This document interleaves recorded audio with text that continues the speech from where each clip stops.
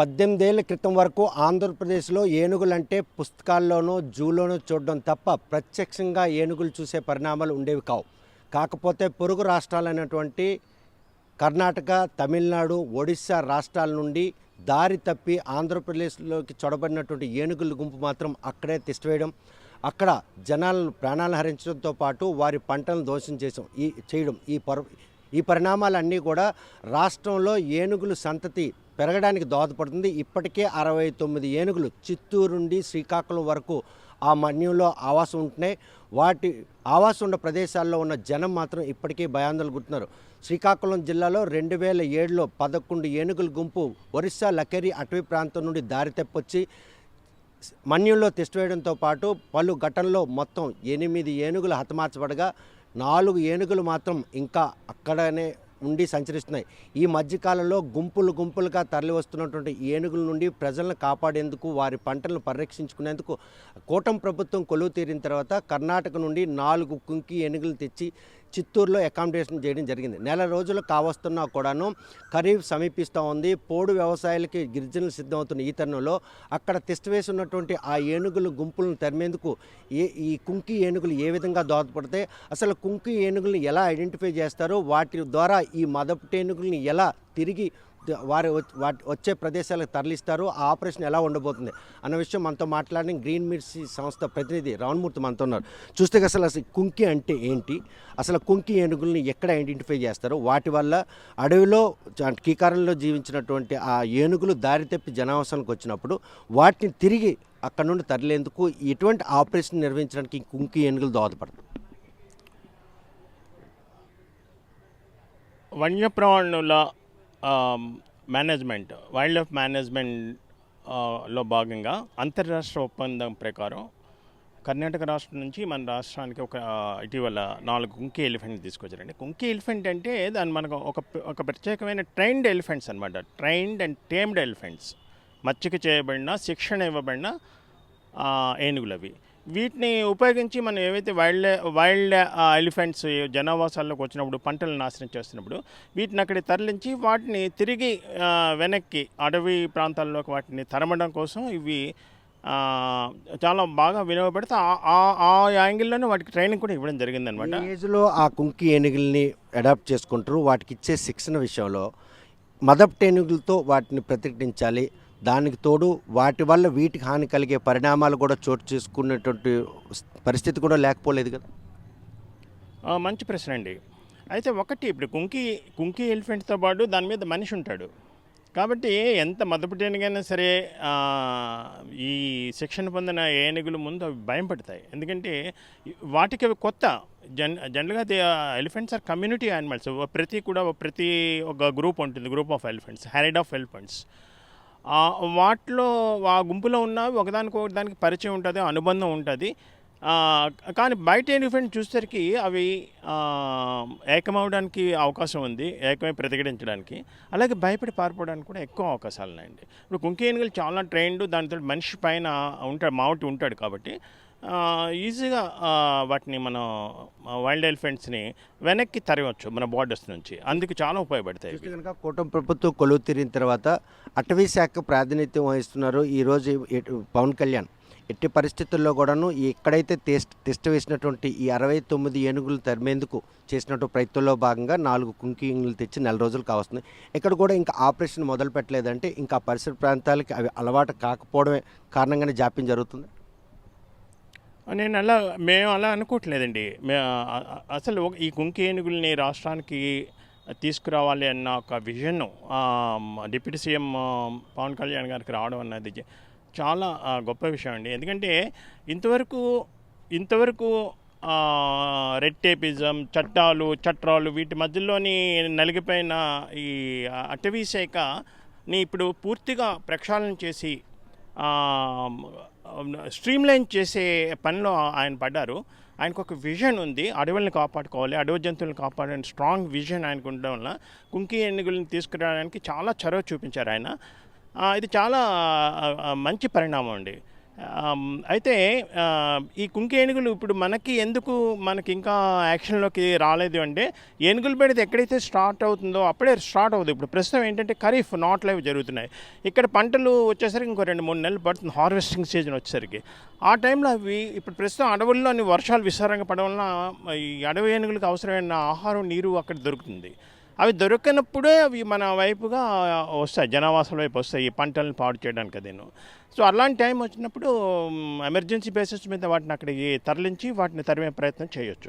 చూస్తే కనుక 18 ఏళ్ల క్రితం చూస్తే శ్రీకాకుళంతో పాటు ఆంధ్రప్రదేశ్లో ఎక్కడ కూడా ఏనుగులు నివసించేటటువంటి అనువైన ప్రదేశం కాకపోవడం, పొరుగు రాష్ట్రాల నుండి దారి తెప్పి ఏనుగులు రావడం, ఈ పరిణామాలన్నీ కూడాను రేపు ఎలిఫెంట్ శాంచురీగా ఆంధ్రప్రదేశ్ ఏర్పడేటటువంటి పరిస్థితి. ఎందుకు ఆ పరిణామాలు? ఆయా రాష్ట్రాల నుండి ఆ ఏనుగులు తరలి ఆంధ్రప్రదేశ్ వైపుగా రావడానికి గల కారణం ఏమను? మానవ తప్పిదాలండి. అసలు ఎక్కడో అడవుల్లో ఉన్న ఏనుగులు ఈరోజు జనావాసాల్లోకి ఎందుకు చొరబడుతున్నాయి? మనం చేసిన తెలివి తక్కువ పనుల వల్లనే. ముఖ్యంగా కరడుగట్టిన స్వార్థం, కొంతమంది స్వార్థపరితాలు కరడుగట్టిన స్వార్థం వలన సహజ వనరులను కొల్లగొడుతున్నాం, కొండలను తవ్వేస్తున్నాం, అడవులను నరికేస్తున్నాం.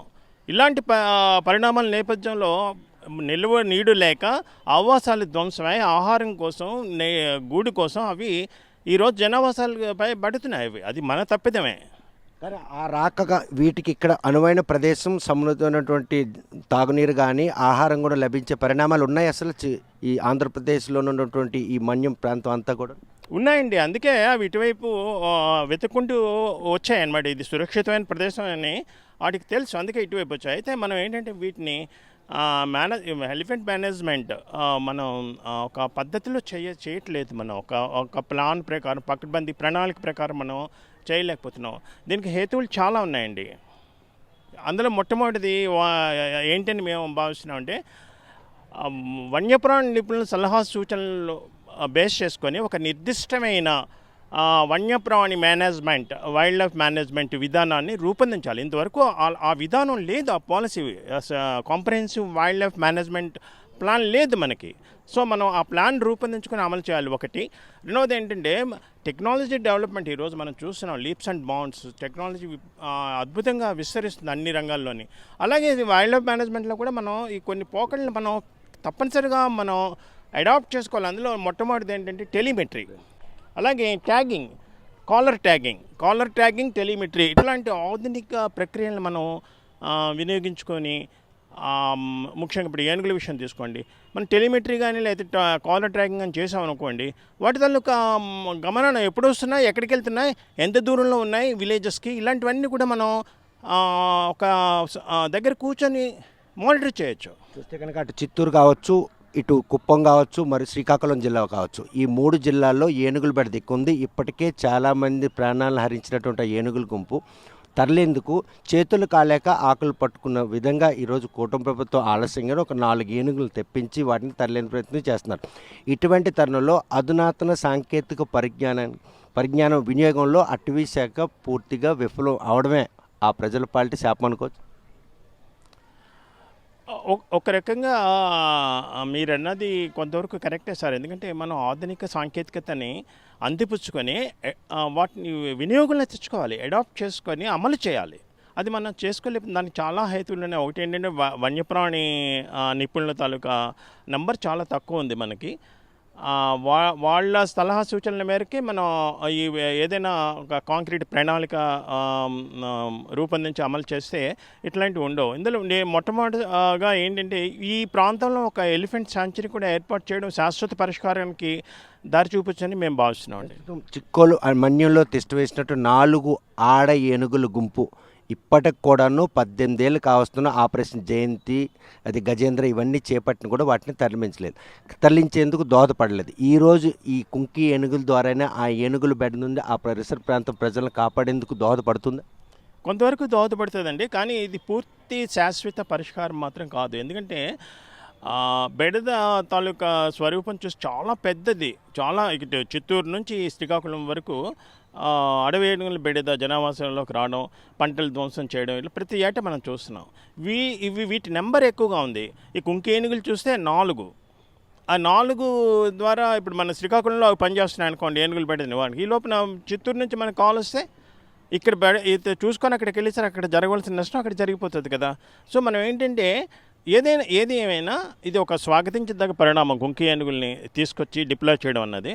ఈ కుంకి ఏనుగుల్ని మనం కూడా ఇక్కడ తయారు చేసుకోవాలి. కర్ణాటక అటవీ శాఖ ఎలా తయారు చేసింది, వాటికి శిక్షణ ఇచ్చి వాటికి ప్రత్యేకమైన శిక్షణ ఇచ్చి టీమ్ చేసుకొని కుంకి ఏనుగుల కింద ఎలా రూపాయలు అలాగే మనం కూడా చేసుకుని నెంబర్ పెంచుకోవాలి. కుంకి ఏనుగులు 4తో మొత్తం సమస్యని డీల్ చేయడం అంటే అది అయ్యే పని కాదు, ప్రాక్టికల్గా ఇంపాసిబుల్. ఇప్పుడు ఏవైతే 69 ఇతర రాష్ట్రాల ఏనుగుల్లో వాటిలో అనువైనటువంటి ఏనుగుల్ని మనం గుర్తించి వాటికి శిక్షణ ఇచ్చి కుంకి ఏనుగులను తయారు చేసుకోవడానికి అవసరమైనటువంటి ఒక ప్రక్రియ కూడా మనం చేపడితే బాగుంటుంది అన్నటువంటి సంకేతం ఇస్తున్నారా? అవునండి, అవును. ఇప్పుడు మనకి జూల్లో అది ఉన్నాయండి ఏనుగులు, అవన్నీ టేమ్డే.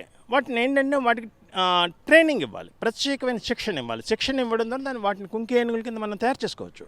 మనం సొంతంగా మన జూల్లో ఉన్న ఏనుగుల్ని కేవలం విజిటర్స్కి సందర్శనార్థం వాటిని నిలబెట్టి మనం ఏదో చేస్తున్నాం. అది వాటిని ఇంకా మనం చాలా పర్పసెస్ కింద ఉపయోగించాం. అందులో ఏంటంటే కుంకీస్ కింద వాటిని తయారు చేసుకోవడం. చూస్తే కనుక కుంకి ప్రతి ఏనుగు కూడాను దంతాలే ఉంటాయి. అంటే అది మెయిల్గా మనం పరిగణలు తీసుకోవచ్చు. ఫిమేల్ కూడా ఈ ఆపరేషన్కి ఉపయోగపడే ఏనుగులు కూడా ఉంటాయి కుంకి మోల్డ్ చేయడానికి. అంటే కుంకి ఏనుగుల్లోని జనరల్గా మగవాటికి ట్రైనింగ్ ఇస్తారండి. ఆడవి కూడా ఉంటాయి. ఆడవి కూడా ఉన్నా సరే ఇప్పుడు వైల్డ్ ఎలిఫెంట్స్ బెడద సమాచారం వచ్చింది అనుకోండి, ఒక 4 ఏనుగులు జ్వరబడ్డాయి ఒక విలేజ్లోకి అని చెప్పి, అందులోని మగవి ఆడవి కూడా ఉంటాయి గుంపులోని. అలాంటప్పుడు ఏంటంటే ఆడ ఏనుగులతో డీల్ చేస్తే మగవు ఖాతరు చేయవాడిని. సో అందుకే జనరల్గా మగ ఏనుగులకే కుంకి ఏనుగుల కింద శిక్షణ ఇవ్వడానికి ప్రయారిటీ ఇస్తారు. కుంకి ఏనుగుల్లో ఫిమేల్స్ కూడా ఉంటాయి.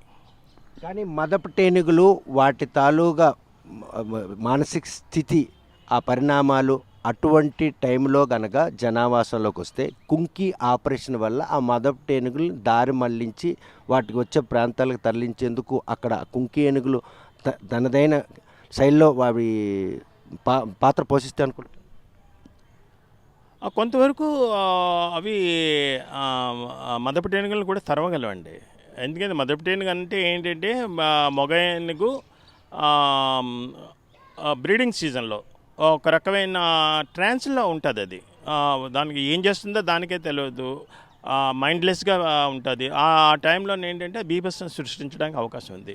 మనుషుల మీదకి రావడం, చెట్లు పడగొట్టడం, ఇట్లాంటివి వెహికల్స్ని ధ్వంసం చేయడం, ఇట్లాంటివి చేస్తుంటే మదపు ఏనుగు మద స్థితిలోకి వచ్చినప్పుడు అంటే అది బ్రీడింగ్ సీజన్లోని దట్ పర్టికులర్ పీరియడ్లో అనమాట. దానికి మస్తు జలం కూడా ఈ గంట స్థలం నుంచి ఒక లిక్విడ్ కూడా వస్తుంటుంది. అట్లాంటి వాటిని అవి జనరల్గా మనకి ఇంతవరకు అలాంటి ప్రాబ్లం మనకి లేదు. ఏవో ఏనుగులు ఆహారం కోసం నీరు కోసం మనకి పక్క రాష్ట్రాల నుంచి వస్తున్నాయి, కానీ మదపు ఏనుగులు వచ్చి బీభత్సం సృష్టించిన కేసులు ఇంతవరకు రాలేదు, రాకూడదని కోరుకుందాం. కానీ శ్రీకాకుళం జిల్లాలో ఇప్పటికే సుమారు 39 మంది ప్రాణాలు హరించే పరిస్థితి కనబడింది. అంటే ఘటనలు చోటు చేసుకున్నాయంటే ఇప్పుడు ఆ ఏనుగులు ఆ స్థితిలోనే ఉన్నాయని అనుకోవచ్చు. ఓవైపు 4 ఆడేనుగులు అయినప్పటికి కూడాను మనుషులను హరిస్తున్నాయి. గుంపులుగా తరలించిన క్రమంలో జరిగినటువంటి ఘటనలో 39 మంది చనిపోయారు. అది అధికారిక లెక్క. పంటల దోషం నష్టం పక్కన పెడితే మనుషులను చంపే పరిస్థితి వచ్చింది. వాటిని రెచ్చగొట్టడం కారణంగా అవి అలాగ ఉన్నాయా, లేకపోతే ఈ ఆవాసం వచ్చి కొత్త ప్రదేశం కాబట్టి అవి అలా చెంచరించి మనుషులపై దాడి చేస్తాయి? జనరల్గా ఏనుగు తలగ స్వభావం ఎలా ఉంటుందంటే వెరీ రాయల్ అండి. అది అనవసరంగా మనుషుల మీదకి రావడం, చంపాలన్న టెండెన్సీ వాటికి లేదు. అందుకే మన భారతీయ సంస్కృతిలోని ముఖ్యంగా గవర్నమెంట్ ఆఫ్ ఇండియా వాటిని నేషనల్ హెరిటేజ్ యానిమల్ కింద డిక్లేర్ చేసింది. జాతీయ వారసత్వ జంతువు. ఆ ప్రతిపత్తి దానికి ఇచ్చిందంటే దాని తాలూకు నేచర్ మనం అర్థం చేసుకోవచ్చు. అందుకే ఇప్పుడు మనం వాటిని చంపడం కానీ వేటాడడం కానీ అట్లాంటివి చేయడం నిషిద్ధం అన్నమాట. ఎందుకు అంత హోదా వాటికి ఇచ్చామంటే అవి అంత రాయల్గా ఉంటాయి. అయితే మనకి ఇక్కడ పరిణామాలు చూస్తే వాటి గురించి మనకు అవగాహన లేదు. అవి మనకు అసలు మన ఏరియా కొత్త జంతువులు, వాటిని చూసి భయపడిపోయి వాటిని భయపెట్టి తర్వాత అటవీ శాఖ చేసిన తొలి దినాల్లోని వాళ్ళు తెలియక తారాజువులు వదలడాలు ఇలాంటివి చేశారు. దాంతో అవి అగ్రెసివ్గా అయిపోతున్నాయి.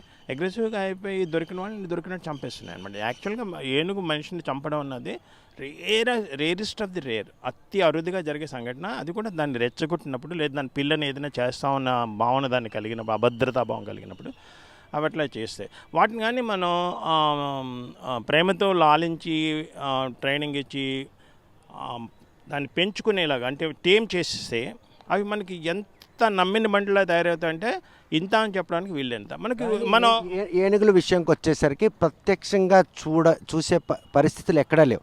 అటువంటి ప్రత్యక్షంగా ఏనుగులు చూసడానికి అవకాశం కలిగించింది అన్నటువంటి ఒక ఉత్సుకతలో అక్కడ జనం వాటిని రెచ్చగొట్టడం కారణంగానే ఈ ప్రాణాలు పోవడానికి దోహదపడే.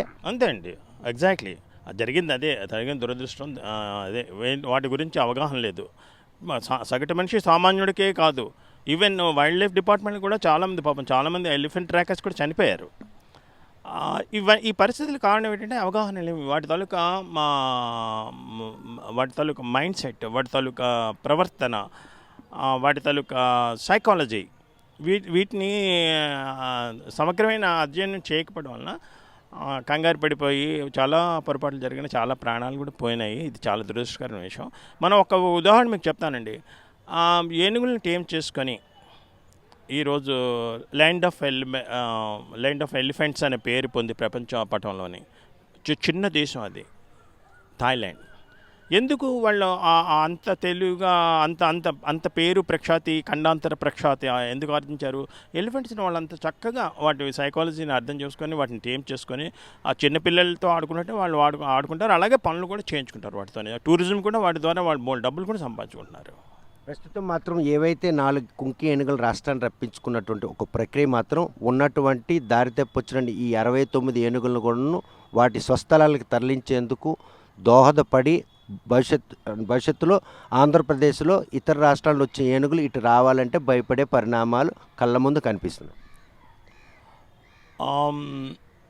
అంటే తరివేయడం వరకు ఓకే అండి, కానీ మళ్ళీ అవి తిరిగి రావు అనడానికి నిర్దిష్టమైన దాఖలాలు లేవు. ఎందుకంటే అడవులను నరికేస్తున్నారు, గ్రానైట్ ఆశతో కొండల్ని గుట్టల్ని పేల్చేస్తున్నాం. సో వీటిలాంటి పరిస్థితుల్లో వాటి ఆవాసాలు ధ్వంసం అవడం వల్ల వీటైపు వస్తున్నాయి. సో వాటికి ప్రశాంతంగా ఉండే ఆవాసాలు అంటే ఎలిఫెంట్ రిజర్వ్స్ లాంటివి కల్పిస్తే అది శాశ్వత పరిష్కారం అవుతుందేమో అని చెప్పి మేము ప్రగాఢంగా నమ్ముతున్నాం. చూస్తే కనుక ప్రస్తుతం ఇతర రాష్ట్రాల్లో వాటి ఉనికికే ముప్పు వాటిల్లే పరిణామాలు చోటు చేసుకున్న నేపథ్యంలో చిత్తూరు నుండి శ్రీకాకుళం వరకు కూడాను ఏనుగులు యథేచ్ఛగా గుంపులుగా తరలిస్తున్నాయి. అలా వచ్చినటువంటి గుంపులు మాత్రం ఇక్కడ సమృద్ధిగా ఆహారం, తాగునీరు లభించడంతో ఇక్కడే తిష్టవేస్తున్నాయి. వాటి వల్ల కొత్త ప్రదేశం కావడంతో వాటిని చూసేందుకు వచ్చినటువంటి ప్రజలు ప్రాణాలను కూడా బలుగొనే పరిస్థితి ఉంది. వాటిని రెచ్చగొట్టడం కారణంగానే మనుషులు ప్రాణాలు హరిస్తున్నాయి. సాధారణంగా ఏనుగు మాత్రం చాలా సున్నితమైన మనస్తత్వం. దాని జోలికి కనుక ఎవరూ వెళ్ళకపోతే అవి మాత్రం వాటి మనుగడను కాపాడుకునేందుకు వాటి చేస్తున్నట్టు ప్రయత్నంలో అవి నడుస్తాయి తప్ప మనుషుల ప్రాణాలను కూడా హరించే పరిస్థితి లేదు. థాయిలాండ్ వంటి చిన్న దేశంలో ఏనుగులతో పనులు చేయించుకున్నటువంటి ప్రక్రియ ఉన్నటువంటి ఇటువంటి పరిణామాలు చోటుకునే నేపథ్యంలో 4 కుంకి ఏనుగులు ఆంధ్రప్రదేశ్లో శాశ్వత పరిష్కారం కోసం తెచ్చినటువంటి ఆ ఏనుగులతో పాటు ఇప్పటికే చాలా ఎక్కువ ఏనుగులు ఉన్న నేపథ్యంలో ఆ ఏనుగుల్లో కూడా కొన్ని ఏనుగులను కనుక కుంకి ఏనుగులుగా శిక్షణ ఇచ్చి అందుబాటులో తేగలిస్తే మాత్రం భవిష్యత్తులో ఏనుగులు బెడద నుండి ఆయా ప్రాంతం ప్రజలను కాపాడడానికి ఎంతకన్నా దోహదపడుతుందో ఆ దిశగా రాష్ట్ర ప్రభుత్వం ఆలోచించాలి. అటవీ శాఖ అధికారులు అధునాతన సాంకేతిక పరిజ్ఞానాన్ని మాత్రం ఈరోజు ఈ వన్యప్రాణుల సంరక్షణ విషయంలో మాత్రం వినియోగించాలి. దారి తప్పొచ్చినటువంటి ఆ జాతి సంపదను పరిరక్షించేందుకు మాత్రం వాటికి కంపల్సరీగా ఒక ట్రాకింగ్ ఉండాలి. వాటికి ప్రాణాలకు హాని కలగకూడదు. వాటి నుంచి మనుషుల ప్రాణాలకి హాని కలగకుండా ఉండే ఒక ప్రక్రియకి మాత్రం శ్రీకారం చుడితే భవిష్యత్తులో ఏనుగులు బెడద నుండి ఆంధ్రప్రదేశ్ ప్రజలను కాపాడేందుకు ఎంతగానో దోహదపడుతుంది రావణమూర్తి స్పష్టం చేస్తున్నాం. మరి ఈ విషయంలో కూటమి ప్రభుత్వం 4 కుంకి ఏనుగులను తెచ్చినటువంటి ఈ ప్రక్రియ యథేచ్ఛగా కొనసాగాలంటే ఆ దిశగా అడుగులేస్తుందా, లేకపోతే ఈ తెచ్చాం కదా అని చెప్పి ఆ ప్రక్రియకి అట్లాగే నిలిచిపెట్టి ఈ ఏనుగుల బారిన ప్రజలు పడుతుంటే అలా చూస్తూనే ఉంటారా లేదనే విషయం వేచి చూడాల్సింది. వీడియో జర్నలిస్ట్ రాంకిషన్తో సత్యం, RTV శ్రీకాకుళం. ఇండియా పాకిస్తాన్ ఉద్రిక్తతలపై లేటెస్ట్ అప్డేట్స్ కోసం డౌన్లోడ్ చేసుకోండి RTV లైవ్ యాప్.